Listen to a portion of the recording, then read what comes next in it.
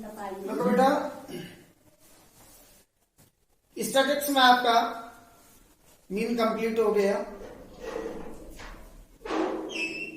अब मीन के बाद आता है तुम्हारा mode. Mode is denoted by Z, capital Z से रिप्रेजेंट करते हैं। मीन को एक्स बार से रिप्रेजेंट करते थे और मोड को बेटा जेड से रिप्रेजेंट करते हैं। इसमें भी नंबर 1, when given data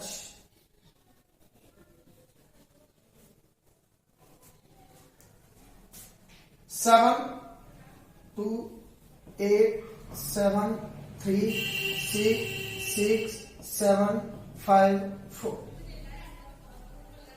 ये डाटा जो आपको गिवन है और इनका आप उनको मोड फाइंड करना है। तो देखो बेटा, जिस डाटा का फ्रीक्वेंसी मैक्सिमम होता है वो डाटा ही आपका मोड होता है। इसका मीन जो फिगर मैक्सिमम टाइम रिपीट हो वो फिगर ही तुम्हारा मोड होगा। अब देखो बेटा, फिगर 7 ये 3 टाइम रिपीट है। इसका मीन 7 का जो फ्रीक्वेंसी है वो मैक्सिमम है, तो जिसका फ्रीक्वेंसी मैक्सिमम होगा वो डाटा ही आपका मोड होगा।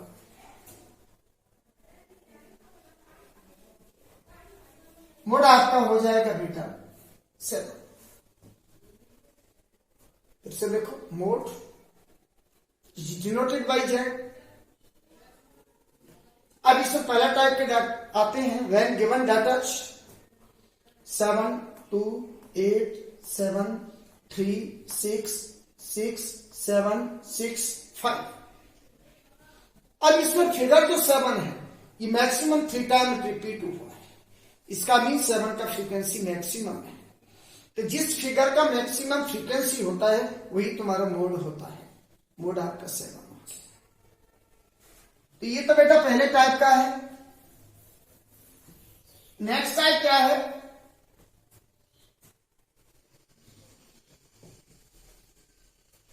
Mode of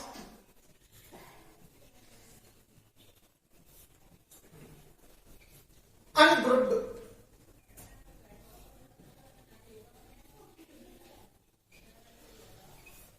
frequency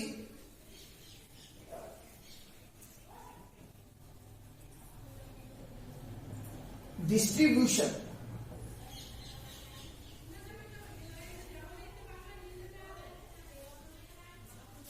varies 3, 5, 7, 9, 11, 13. Frequency 4, 2, 8, 5, 3, 2.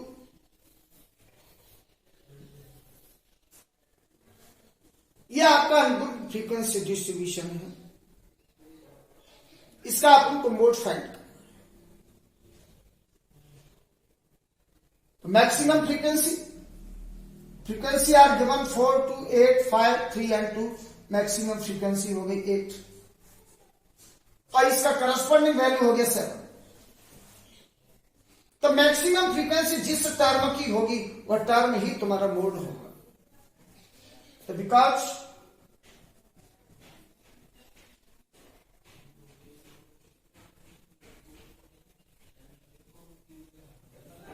maximum frequency equal to 8,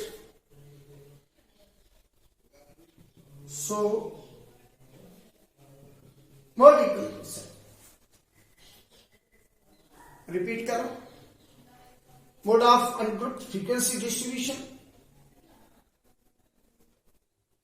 maximum frequency आपको 8 दिया है और 8 फ्रीक्वेंसी किस फिगर का है? 7।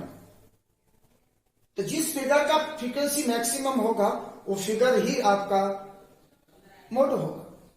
तो तो maximum frequency is 8, so mode equal to 7। कभी कभी क्या होता है, नेक्स्ट एग्जांपल देखो बेटा, ये वैरीज 5, 10,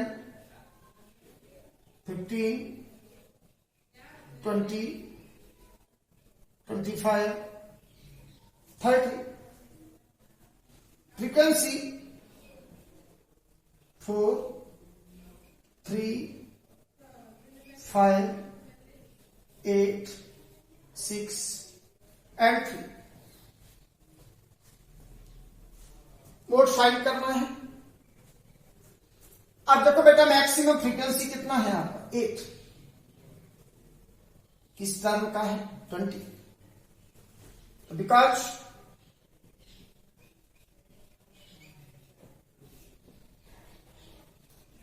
मैक्सिमम फ्रीक्वेंसी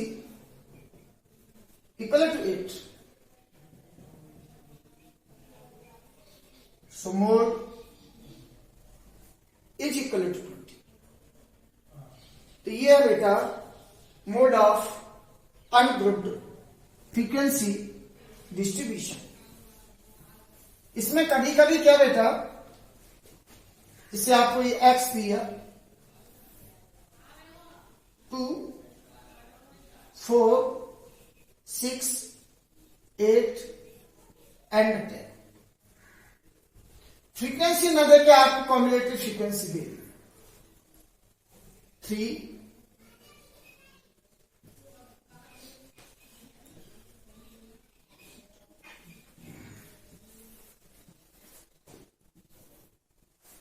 'और कॉम्युलेटिव फ्रीक्वेंसी दे दी। मोड फाइंड करना है। तो अगर कॉम्युलेटिव फ्रीक्वेंसी दी है तो मोड फाइंड करने के लिए पहले फ्रीक्वेंसी फाइंड करते हैं, एफ निकालेंगे। तो देखो first term of cumulative frequency is 3, so first term of frequency is also 3। Next term find करने के लिए क्या करते हैं, सक्सीडिंग कॉम्युलेटिव फ्रीक्वेंसी में से प्रीसीडिंग कॉम्युलेटिव फ्रीक्वेंसी को सब्ट्रैक्ट करो। 8 में से 3 को सब्ट्रैक्ट किए, 5। 15 में से 8 सब्ट्रैक्ट करेंगे, 7।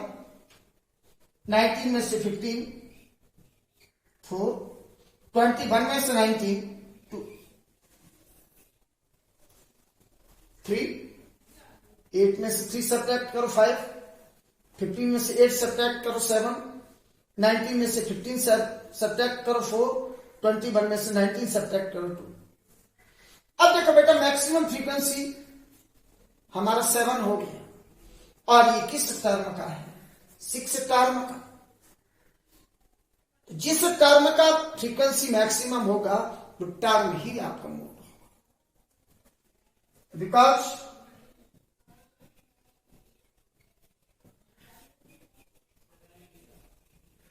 मैक्सिमम फ्रीक्वेंसी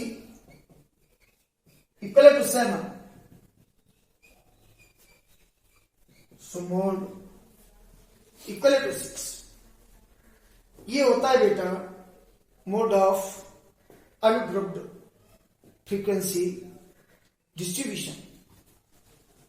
इसके बाद आता है आपका mode of grouped frequency distribution.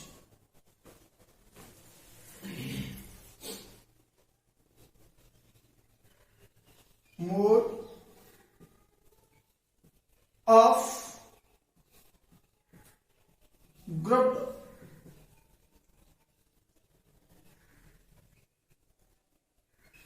Frequency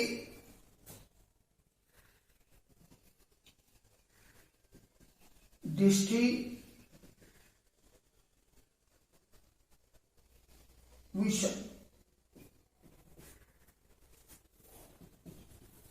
ये होता है बेटा Z equal to L F1 minus F0 upon 2F1 minus F0 minus F2 into H।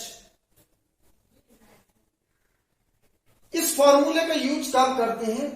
Mode of ड्रुफ्ट फ्रीक्वेंसी डिस्ट्रीब्यूशन फाइंड करना होता है, where L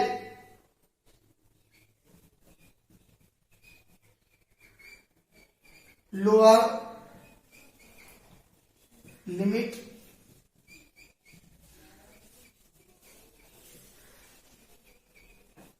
of model class F1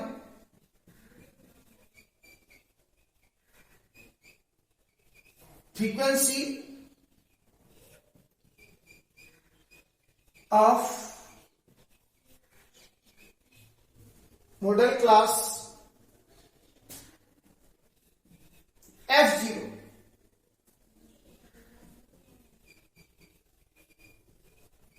frequency of preceding the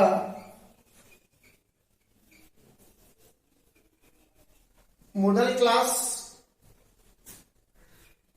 F2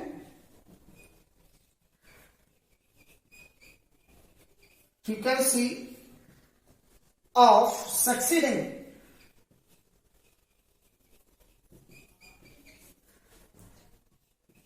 the model class